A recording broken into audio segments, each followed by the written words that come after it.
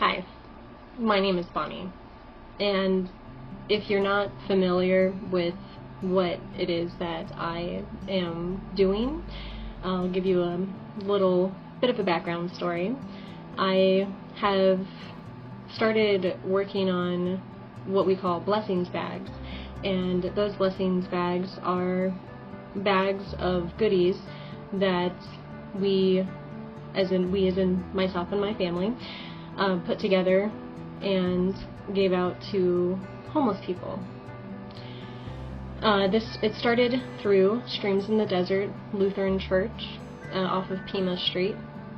The way that it started is somebody got up after service during the announcement section and asked if there was anybody who would be willing to help do the blessings bags. And my two daughters, they started elbowing me and like, Mom, you gotta do this, you gotta do it, this is what you're meant to do. And so I was encouraged to jump up. Okay, I didn't jump up, I would have knocked over people, but I did stand up and I said, that's me, I will do it. And so we started asking for donations so that we could put together these bags. Now, we didn't really have a whole lot of guidance on what the bags were supposed to include, when we were supposed to be sending these out, who we were supposed to be giving them to, how we were going to determine that. Didn't have a lot of guidance. But what we did have was determination. And so we gathered some donations. We had approximately $200 worth of donations that we had collected, and then people had donated some water bottles and other snacks. We took all of this and put it together. We went to the dollar store, purchased some bags, and we put the bags together. So we ended up with a backpack that we put water bottles, a sports drink, some granola bars, a beef jerky stick, and let's see what else was in there. We also put some just basic medical supplies. So we had like some alcohol wipes, some Band-Aids, some deodorant, some cleansing wipes, a toothbrush, a fork and a spoon, just anything. My main thought behind everything that we put in the bags was, what would I need if I were to go camping? And I say that because it's probably the closest thing that I can relate to in recent years that's similar to being homeless. So I wanted to make sure that the things that we were giving out to the homeless people were really going to benefit them. So we gathered all the supplies together, put the bags together, and started handing them out. And I just got back from having a wonderful conversation with a man named John.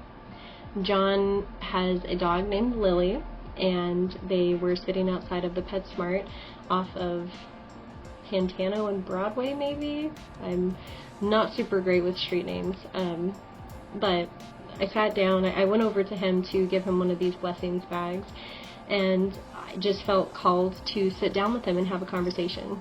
So I sat down and I asked him to tell me about how he had gone homeless. And I could tell that it was not easy for him to talk about. It was painful, and I could see that pain as he was talking about it. But he told me that he had been homeless for about 5 to 6 months, and before he went homeless, he was working for Circle K, but before that, he was actually a roofer. So he worked on roofs, and he got sick, so he wasn't able to go to work, so he lost his job as a roofer. He started working at the Circle K, but then he lost his truck, which made it so he couldn't go to work anymore, and then he could no longer afford to pay for his rent, so he got kicked out. And that's how he went homeless. And one of the things that he kept saying was that it just happened so quickly.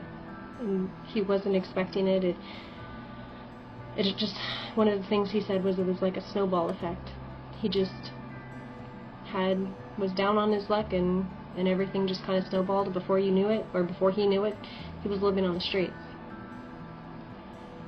One of the other things that he was telling me was that it's really hard for him to go to a homeless shelter, mainly because he has his dog Lily, and he loves his dog Lily. You could see that from the way that he was petting her.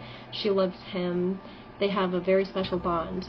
And he was telling me he couldn't go to homeless shelters because most of them would not accept having Lily there. And so he would have to choose between giving up his dog, who was his only companion, or sleeping on the streets. And so he chose to sleep on the streets. And what happened was he started talking to me about when the city comes in and bulldozes the homeless camps. And he said that for these homeless people that are in these camps, he said that it was so painful for him to have to watch somebody come in and throw away all of his belongings. It's all he had. But he had to watch people come in and just throw it all away and bulldoze it, take it down. And so he learned that if it wasn't on his back, it didn't belong to him.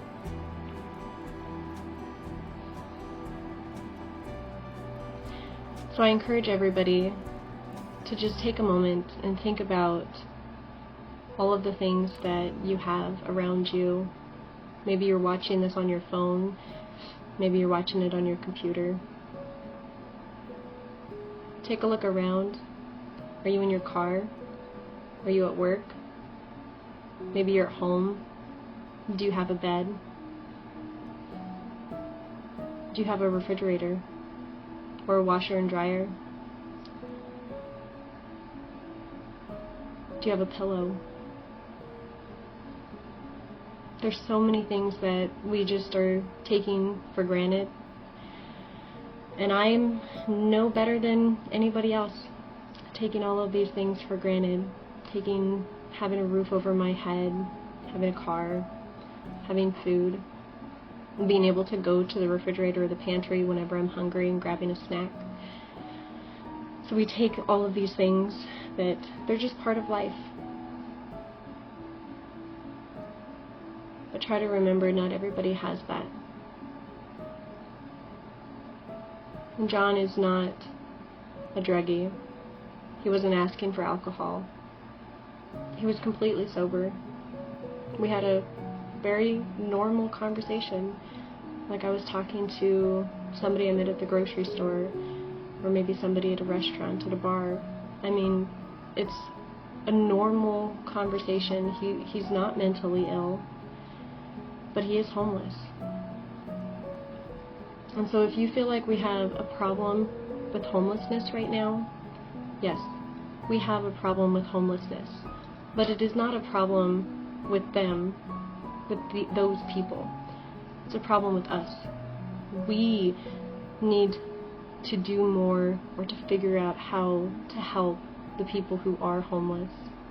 We need to find a solution, give them something, anything, help. Even if that just means putting bags together and going and handing out those bags. So if you are watching this video, take a minute to think about if there's anything that you can do, anything that you can do to help those that are struggling. And remember that these are real people that have real names, that had lives, that still have lives. It's so easy to just forget about them.